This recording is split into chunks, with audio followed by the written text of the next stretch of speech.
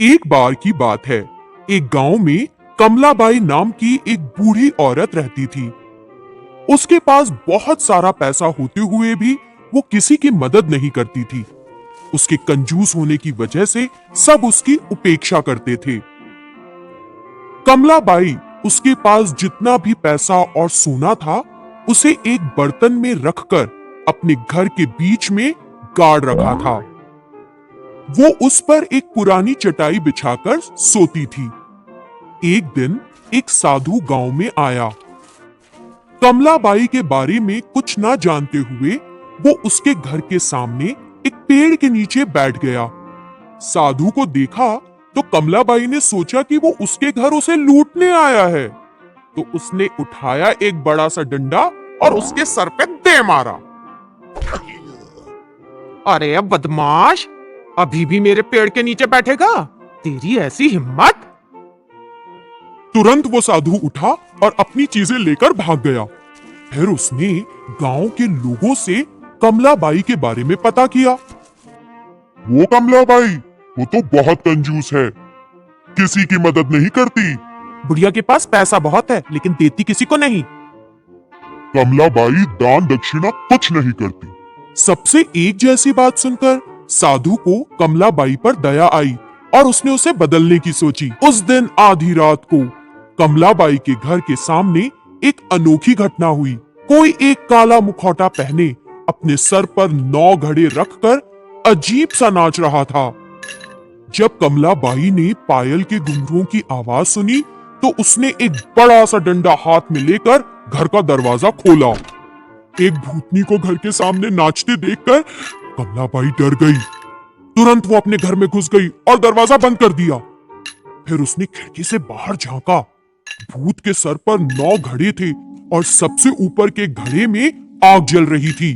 कुछ देर नाचने के बाद भूत ने सबसे ऊपर वाले घड़े को दिए के साथ जमीन पे फेंक दिया और बचे हुए 8 घड़ों के साथ गायब हो गया। जब कमलाबाई बाहर आई तो उसे घड़ी के टुकड़ों के अलावा और कुछ नहीं मिला।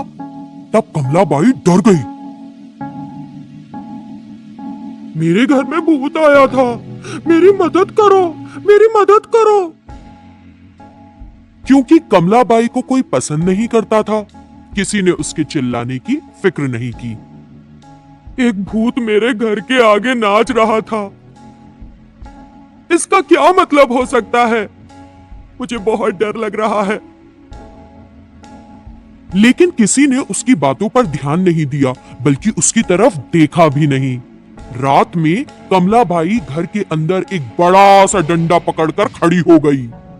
आधी रात होते ही उसने फिर से घुंघरुओं की आवाज सुनी। जब उसने खिड़की से बाहर झांककर देखा तो उसे भूत के सर पर 8 घड़े दिखे। 8वें घड़े में आग जल रही थी। कुछ समय नाचने के बाद भूतनी ने सबसे ऊपर का घड़ा फेंक दिया और बचे 7 घड़ों के साथ गायब हो गई। हर दिन भूतनी आधी रात आती, कुछ देर नाचती रहती और फिर सबसे ऊपर का घड़ा तोड़कर बाकी घड़ों के साथ गायब हो जाती। ऐसा रोज रोज जब होने लगा तो कमलाबाई डर गई और इससे छुटकारा पाने के लिए जादूगर भैरव के पास गई। हर रात एक भूत आकर मेरे घर के सामने नाच रहा है, मुझे उससे बचाइए। तुम जैसी कंजूस औरत की मदद कभी नहीं। भूतनी की नाच से मैं बहुत परेशान हूँ, आप ही मदद करें। क्या तुम किसी की मदद करती हो? तुम्हारी मदद कौन करेगा? उसने अपने घर के सामने चौराहे पर पेड़ के नीचे उसी साधु को देखा। वो तुरंत उसके पास गई और कहा, साधु महाराज, जब आप मेरे घर के सामने बैठकर ध्यान कर रहे थे तो मैंने चोर है समझकर आपको बहुत पीटा, मुझे माफ कर दीजिए। साधु मुस्कुराया और बोला, कोई बात नहीं, अब तुम क्या चाहती हो? साधु महाराज, हर दिन एक भूतनी आधी रात अपने सर पर घड़े रखकर मेरे घर के सामने नाचती है। वो हर दिन एक घड़ा फोड़ रही है। फिलहाल उसके सर पर 5 घड़े हैं। इसकी वजह न जानकर मैं पागल सी हो रही हूँ। आपको मुझे उस भूत से बचाना होगा। साधु ने सोचा और नहीं में सर हिलाने लगा। कोई उपाय नहीं कमलाबाई, तुम्हारे आखिरी दिन आ गए हैं।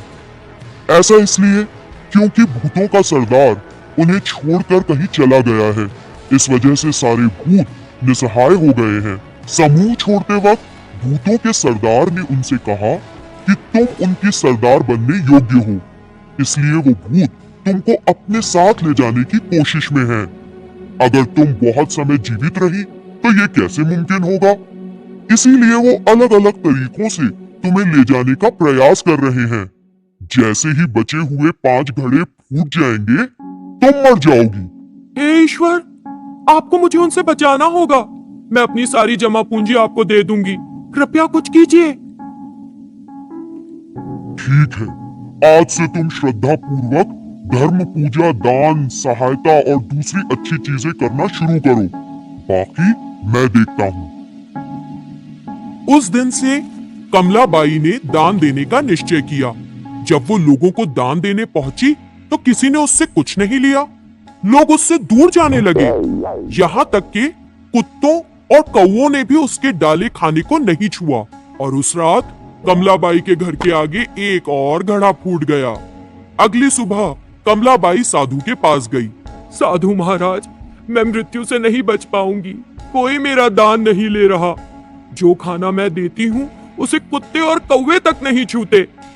हाँ, क्योंकि तुमने ये धन लोगों की उपेक्षा करके अमानवीय ढंग से इकट्ठा किया है। पशु पक्षियों को भी इसकी खबर है। इसीलिए अब अपना पैसा मंदिर बनवाने, कुएं खुदवाने, अनाथालय बनवाने में खर्च करो। अगर तुम ये अच्छे काम करोगी तो सिर्फ लंबी उम्र ही नहीं, अच्छा नाम भी कमाओगी। साधु महाराज, कृपया आप ये सारी चीजें करें और मेरी मदद करें। अगर मैं करूंगी तो कोई स्वीकार नहीं करेगा। फिर कमलाबाई ने अपना सारा पैसा उस साधु को दे दिया। उस पैसे से साधु ने कई अच्छे काम किए। तब से कमलाबाई को न सिर्फ भूतों से छुटकारा मिल गया, बल्कि उसका अच्छा नाम भी हो गया। तो बच्चों, हमें इस कहानी से क्या शिक्षा मिलती है? यही कि जिंदगी जीना दूसरों की मदद करना है।